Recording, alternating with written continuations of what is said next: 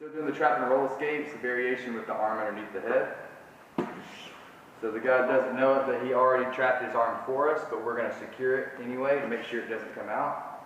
Still going to trap the foot. We're going to put this hand in the hip. We're not trying to push them off with all of our strength. We just want to allow it to help them over. So you get the bridge over in this direction. Hands on the biceps. Trap and roll escape with the punches involved. So David goes to punch, Kevin's protecting. He bumps him forward with his thigh. We call it climbing the tree. When David goes to reach up, he's going to secure the arm. Same details as before. Going to bridge. And hands on the biceps. Americana arm lock from the mount. He's going to end up throwing some punches. Kevin's protecting. He's going to put two hands on one arm, use his body weight to drive the arm down. The elbow goes right beside the head. Okay. He slides that arm underneath, and you see that he has the grip with no thumbs. All right, it's a much stronger grip. To finish, he's going to slide the arm down to make the shoulder really tight. Before we actually put the pressure on, we want to make sure that we're hooked in, like David is over here. His foot is going up towards the ceiling, and his hip is driving down on his partner. The knee is out, while this foot is in, just for extra stability. And then, with the paintbrush motion, we slide the hand on the floor, and this elbow is being pried up. Positional control from the mount. David's got a nice wide base with his arms, while his legs are hooked in. He does have the hip pressure going down into the abdomen. The opponent on the bottom obviously is going to be trying to get him off him. So as he's going thrashing around from side to side, David's just trying to stay on top. He hooks the head, and then he's able to come right back to the middle. So we can keep this going all day. And you'll be able to see on this side, as he bases out, his knee is wide. All right, so we'll come back the other way. Alright, so this one's hooked in, this knee's out, obviously the hand's out, and then we come back to the middle. Now, if Kevin goes to start pushing up on the chest, we're going to swim. This is our high swim. And we return to the same position. So he gets them up, swims through. Nice. Now, we're going to do a low swim. So Kevin starts trying to pull the arms in. David's going to circle his arm out. It doesn't matter in which direction Kevin grabs. There's going to be so let's say Kevin grabs from this side. He's still going to circle his arm in the other direction. Okay, so the sooner we recognize the problem, the sooner we can deal with it. Take the back and then sink the rear naked choke. So Kevin's got his nice wide base, and David decides to turn his back. As he's turning, the halfway point is what we call modified mount.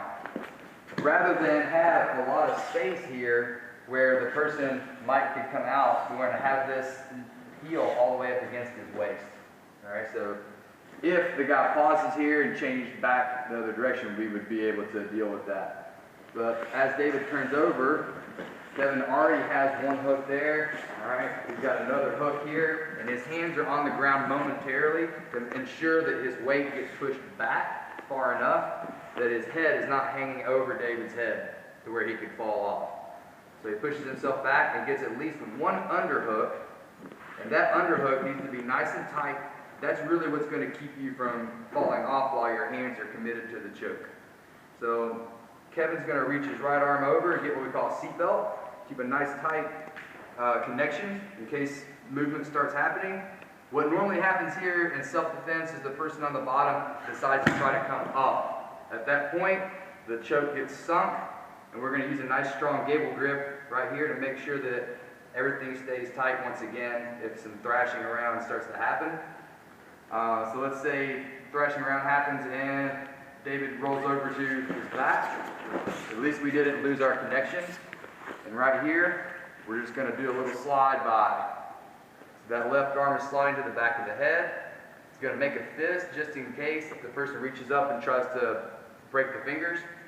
Kevin's going to bring his head in, and it's just like a nice little loving hug. It's going to be a very, very strong choke. Straight arm lock from the mount. Kevin's going to make the mistake of driving his arms up, and David's going to reach around the arm that he wants. Kevin's going to end up holding all of David's weight. All right, he has exposed his own arms by pushing up, so we don't have to grab them, they're already there. David's going to pop up to a low base, and then he's going to quarter turn right here. Now the knee on this side is pointed back this way, and that's going to allow your hip to be flexible enough to slide that leg around the head and then sit. All right, you notice that David didn't fall back, he sat back. And he has a nice eye grip on the wrist here, and is able to come back and uses the power of his whole body to break that arm. Elbow escape from the mount. Here come the punches. Bridges him down, holds on to him long enough that he can get into the technique. David's going to get onto his side. He keeps this connection. He's got his elbow in nice and tight. This leg is straight. This is the first one that's going to escape. All right, this leg is up so that he's going to be able to bridge off of it. When he bridges, it will bring Kevin's weight up a little bit and allow some space for him to bring that leg through. So he turns his hips, gets a connection with this side now, so that he can pretty much do the same move on the other side. He's going to do an elbow escape again, scoots his hips out in order to stretch everything that's on this side to give him enough space to get this leg out into the guard. All right, so we have 2 more variations of the elbow escape. On this one, maybe for whatever reason, you couldn't get that space made. What we're going to do with this leg is slide it out, and that makes this leg easier to get with this one. So we're going to do the underhook version. He's going to lift and pull that leg over so that he can go into the rest of his escape. Next variation, we tried to do the underhook version. The foot makes it, but we're not able to get the rest of the leg over. They've basically put more weight on this knee because they know what we're trying to do.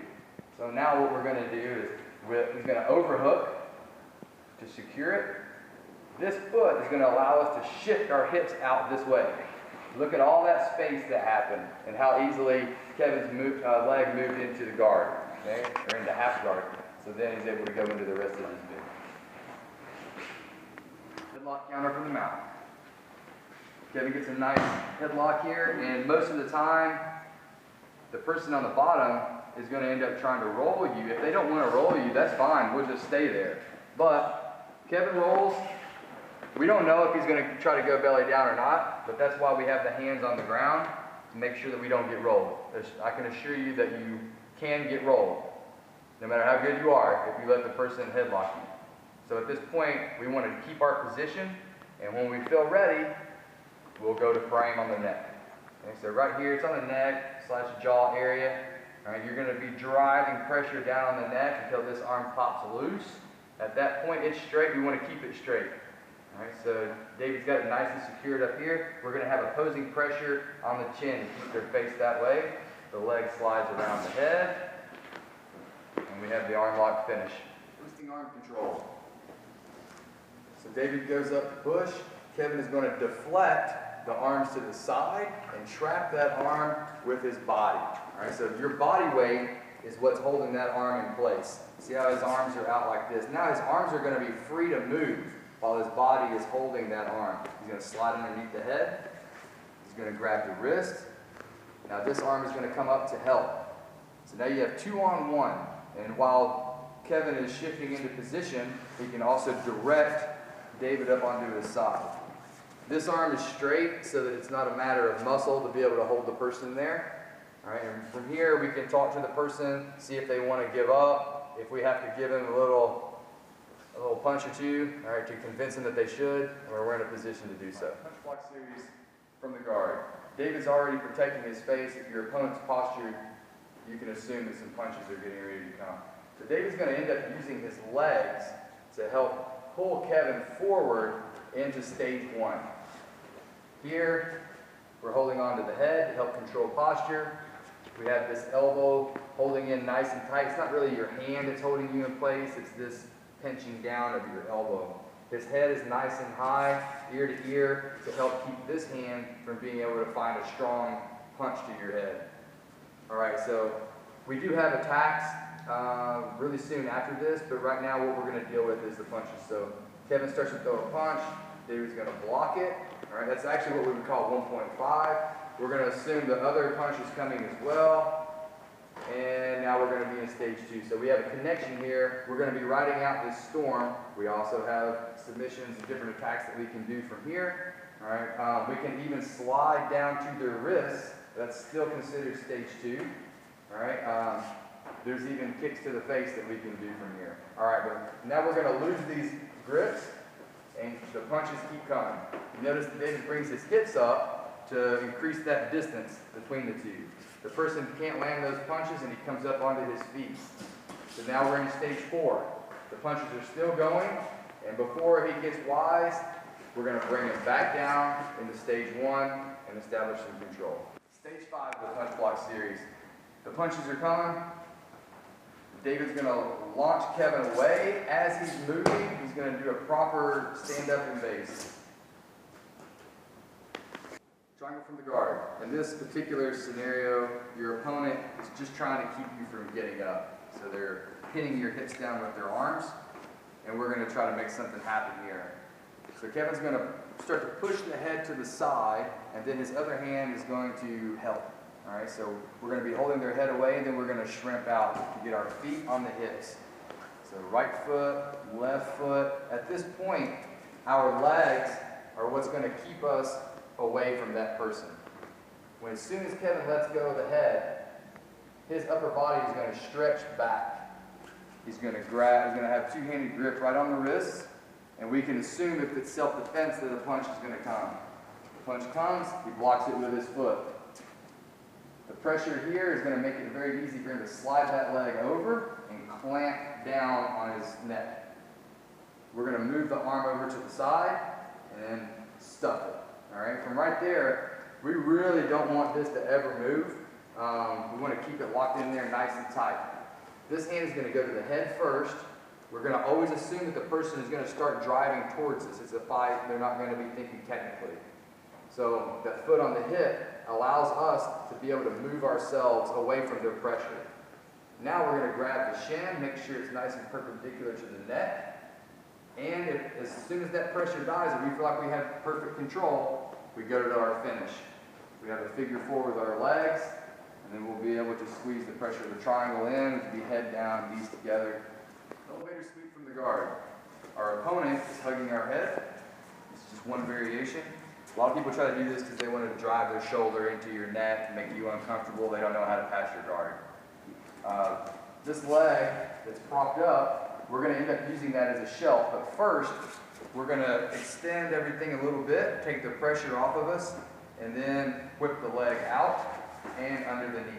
All right, so that takes a little practice right there to get that move going. On the opposite side, our leg drops to block their knee, so that they won't have base on that side. You can see that Kevin's already tilted. This arm is trapped, all right, trapped it from the very beginning. So as this leg kicks up, the bottom leg will sweep under. Take us all the way to the mount. Unlock from the guard. Our opponent is trying to strangle us, all right, self-defense. So Kevin's going to reach under the leg, and he's not going to open his guard until he's ready to go. Once he's going to create a little bit of pressure, he's going to cut his hips. All right, he wants to try to get perpendicular. This is an extremely important movement. It's going to, when you get an actually educated opponent, the more you cut your hips, the more likely you'll be able to get your armbar. So from right here, his leg comes over and around the head. He's going to clamp down with both feet. We want to have a nice connection here. If your feet cross, that is okay, as long as they're biting down. We can also uncross them, and this keeps their head down even more. All right, it's the same principle. This is what we want. If we cross our feet, it's still technically correct. All right, from here, we have the wrist already. The feet will be pressing down, but the hip is going up towards the ceiling in order to break the arm. Double ankle sweep. We're in stage 1, keeping a nice, good connection. We're holding the person's head down, and they make a crucial mistake of standing while we're holding onto their head. They start to lift up, we're going to let go and grab their ankles. At the moment they get up, they're already going to be swept. He's going to drive his legs back, come up to the mount. More from the guard. We're going to do a little swim move. Kevin, as he pushes the head towards his left arm is going to swim over, and we're going to try to make a connection As he reaches around the arm here, we want to hug that arm to our body. And as we lean back, we'll bring that arm with us. Okay? And we want to go ahead and close our guard to keep the person from being able to hop out of it, roll out of it, whatever.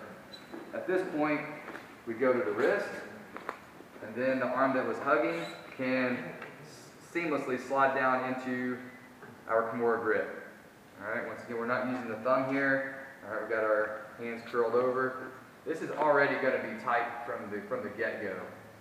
As soon as Kevin starts to stretch his body, so basically his feet are reaching this way, and his head is reaching the opposite way. That takes out all the slack in the shoulder, and it's going to make it to where we have minimal movement of the hand moving towards the head to get the tap.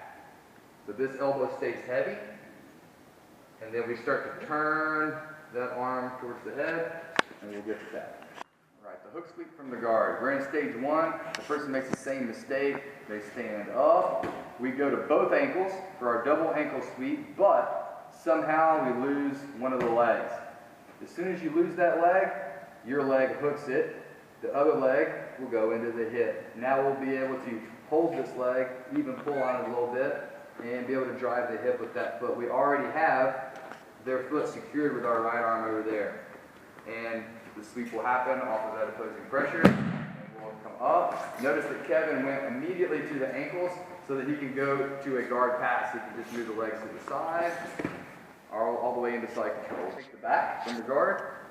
So our opponent's going to put their forearm on our neck. Once again, somebody trying to choke us or make us very uncomfortable. But really, they just put us in a position to better attack them. So David's going to extend his legs away a little bit so he can knock that arm by. And then he's going to pull him back in and secure everything together. All right. At this point, we're going to start making our way to our back. All right, just saying, if you can see the back, you can take the back. So he's going to scoot his hips out and then recross his feet. What we're going to try to do is use this grip on the lat to help us pull ourselves to the back, as the other arm is going to be a post. So we're going to rip that arm out, and then we're going to shimmy our way around to the back. If at any point something feels like we need to stop, we just cross our feet again, all right, so that we can secure that position. But we have space, so we would go ahead and continue on to put the hooks in, have our underhook and then our overhook. All right, double underhook pass from the guard. Kevin already has his hands on the biceps to ensure that he'll be able to get his posture immediately, which is very important in passing the guard. So at this point, with the connection that he has here and his elbows safely on the inside, we're going to create some pressure to break the guard open. He brings his right knee to the middle, his left knee goes out, and then we're going to start to bow backwards and knock those feet apart. At this point, Kevin's hands are going to scoop under and connect. We're going to draw him up onto his shoulders, and then we're going to pressure forward, and we're going to get a grip of that left hand after we pressure forward. So we'll assume the person does not have a gi, we'll be grabbing their shoulder or their trap. If they do have a gi, you can utilize that too. And we're going to do basically a bully pass here. If you're walking around, he's going to pressure with this shoulder. He's going to pass David's leg by, and the pressure just lets it fly by, and he's going to settle into a side control. All right, so fundamental side control, positional control. All right, so we're underneath the head, and we're underneath this arm. If Kevin's arm was underneath David's, it would give him a ticket to the back. All right, so we need to have this underhook here. There's often a battle for that. And so the pressure of David's shoulder into Kevin's chin makes it very difficult for him to turn his face towards David, which would allow him to attempt certain escapes. But what we're going to deal with right now is somehow the position got loose and Kevin's able to get his hand in the hip, elbow under. That space that's being created there could be bad for us, but also there's other escapes that could happen. So in order for David to move on safely, he needs to get rid of that arm. So he's going to pick it up, he's going to sweep it by with his hips, and then he's going to re-enter the same position that he had. This knee's in nice and tight, arms trapped here, shoulder in the chin, and nice good firm grip here, ready to probably go to the mount. Headlock escape number one. The person's hugging onto our head, we have space between our heads here. So we're going to bring a frame in. And we have this forearm here. This hand is going to be supporting. At this point, we're going to scoot out from underneath them. So we shrimp our hips out, hook the head of the leg, and come up to the top. We immediately have to base out because the person could roll us towards our head. As soon as we feel comfortable enough to do so, we're going to stretch them out. We've got the connection here at the shoulder, and then we're going to block their thigh, and then stretch their upper body as much as we can, and then we'll step over into modified mount. We base out again because we can still be rolled. The person's still holding on to our head. They're not doing any damage to us right now. Their arms are just sitting there holding on to our head, really not worried about that, just keeping our position. Now we're going to frame out and possibly seek the arm bar. So this arm is across the neck, this arm came to the inside. As soon as that arm pops loose, we'll be able to capture the arm, and if we feel like it, go ahead for the finish. Headlock escape number 2. In this one, our opponent's head is down, so we don't have enough space to get our frame in. So we're going to hold on to the arm. We do notice that their leg is up. So we get close and we hook it. That hook is crucial. It's going to help us to be able to pull ourselves on top. All right, so David's going to get his right arm out and put it on the floor over here. And with this arm, he's going to be able to drive his weight all the way over to his left side. And then that's going to pop the arm loose. And we could potentially even take a little Kimura or hammer lock. Shrimp escape from side control. So Kevin has this arm over the top just because we need to have some control over posture. He's going to have this arm on the inside, all right, basically hand on the hip, elbow under. We're going to end up shrimping away so that we can bring our bottom knee across the belt. All right, we have to assume the person's holding on to us tight. We're going to have to make space in order for us to ever get to guard. We will have opposing pressure with this arm stretching his arm and his knee pushing in the opposite direction. You notice that Kevin's shrimping away in order to get his foot to the floor between David's knees. This will make it to where Kevin can scoot his hip out even more, and that leg will be able to make its exit into the guard. All right, elbow escape from side control. Our opponent has made the mistake of letting us have that arm on the inside, but yet he's still going to try to get to the mount. So as he brings his knee up onto the belly, you notice that Kevin already turned onto his side. Right? We probably aren't going to stop this leg from making it over, but as it's moving, we're paying attention inch by inch to what's happening on the other side. Kevin has already started his knee to elbow escape over here, so as David moves, it gets even easier. So in transition, we're able to escape rather than letting the person get to that position and then trying to escape. Leg hook takedown. We've already established the clinch. We've closed the distance on the person. We've owned their hips. Our head's underneath their head on the chest. You notice that we have one leg behind their body, one leg in front of their body. This leg will adjust so that we'll be able to do the leg hook takedown. We're going to reap that leg out, making sure to put our foot down first, then our hands down as we melt into the mount so that we're not slamming our knee onto the floor. And this is a takedown that works really well if you've driven the person up against the wall as well, because they tend to base out their legs like that even more. Clinching an aggressive opponent. All right, so what happened in this scenario, we'll go back to the beginning,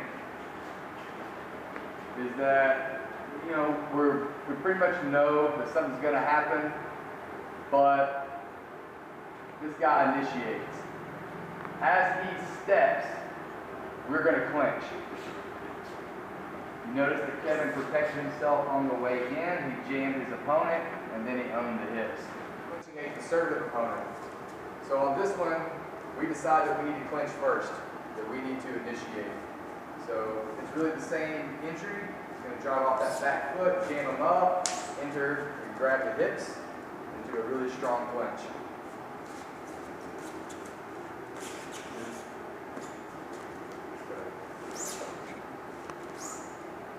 Standing.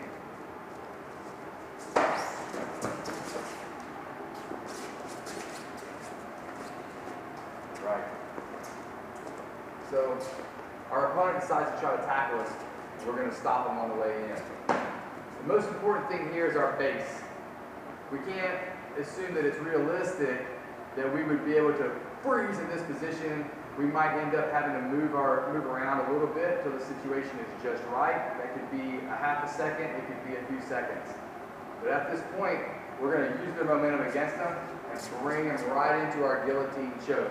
David just secured a really tight grip with his right arm, and his left is going to be holding it at the wrist.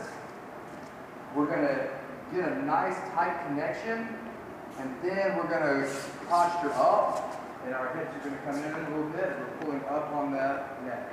Standing guillotine defense. So Kevin got caught in the guillotine. The first thing he's going to do is protect his airway. All right, so he's going to get his hand in there, try to relieve some of that pressure. You can even turn your face towards the ribs at that point.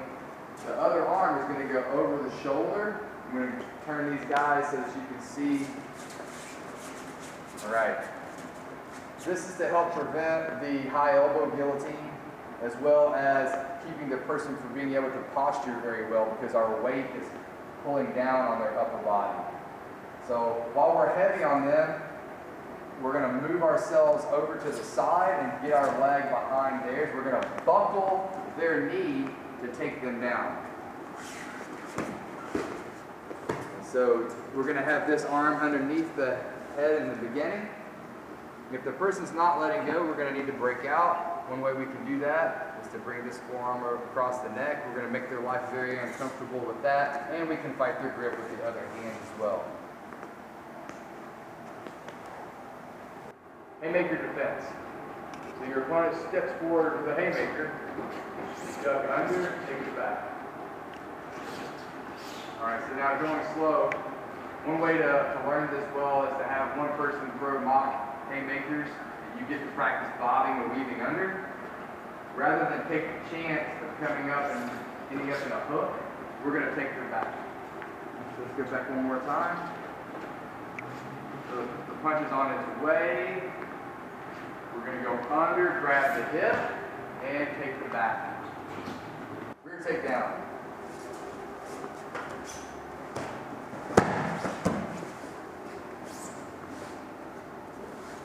All right, so we're going to hop back up, go through the details again. So we already made it to the back, possibly off of that haymaker defense. We're going to step to the side because we want to make sure that we get out of the way. Their body's going to be falling and we don't want them to fall on top of us. So we step beside their foot. Our other foot is going to block their leg, and our body weight is going to pull them to the floor, and we will immediately mount. Pulling guard and self-defense. We've established a clench. Before we can do anything with it, somehow the person gets their hips out a little bit. We're going to hook on to the shoulders. We're going to do a little L shape with our body. We're going to drop, and then we're going to shoot our bottom out and hook our guard up as we fall. Double leg takedown as a preemptive attack.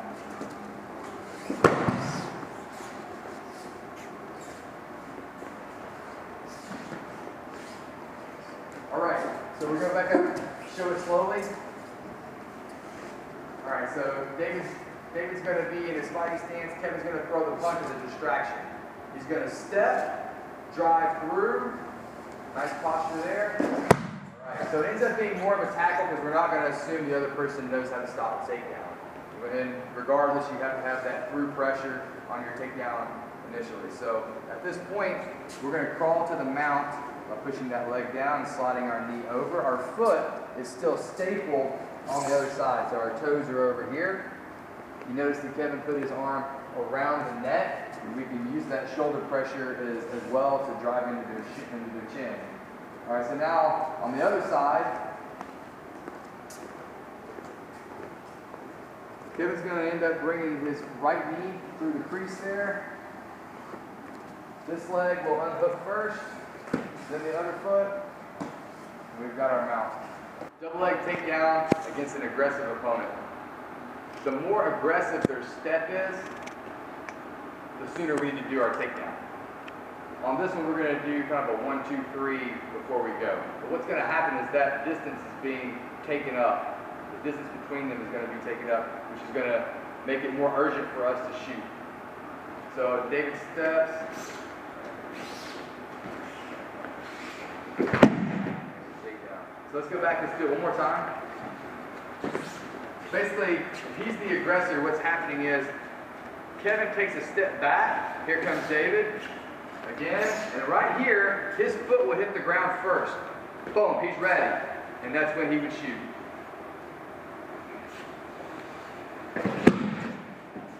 Standing headlock defense.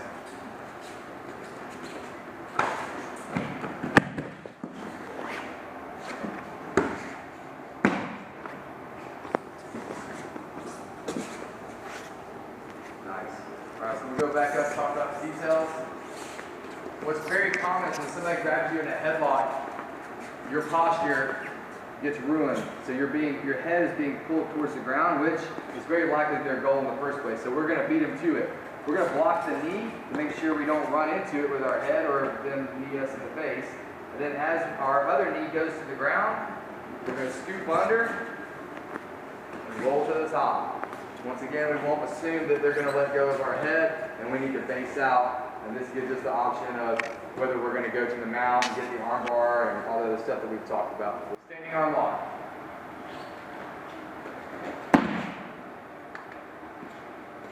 All right. So in this scenario, David is going to be pushing. It doesn't really matter if he has the material or not. A straight arm is a broken arm. So as he's driving Kevin back, Kevin is actually going to turn his body and pull that arm and step in front of the body so that David can't step around. At this point, we have a nice tight connection here. We have good leverage on the wrist, and we could be as aggressive as we need to be as far as breaking that arm.